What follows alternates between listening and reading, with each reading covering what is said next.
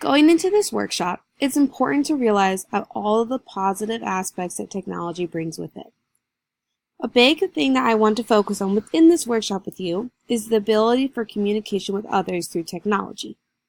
Students are not always exposed to different cultures and different learning environments that other students enjoy. Technology allows for students to experience these and communicate these with other students, whether they be from different states, different countries, or even different cities. Technology also allows students to become creative.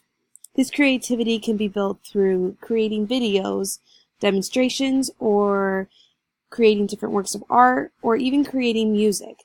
It involves the students and pushes them to try harder and to put more effort into their work. Technology can be used for spreading of educational ideas, whether this be through online, a social networking site, a social bookmarking site.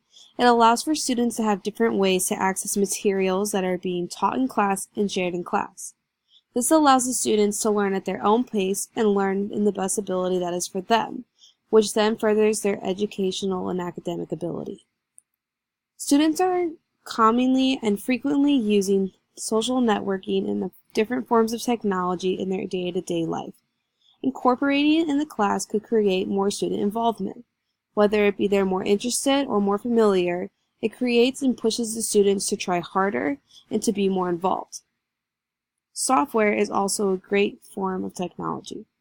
It allows teachers to be able to create surveys or create a different form of presentation rather than just your normal PowerPoint. Having software also allows for you to teach the software to your students, which will benefit them greatly in the future. All of these and many more are just a few of the positive outcomes and aspects of having technology within the classroom that will eventually further the academic ability of the students.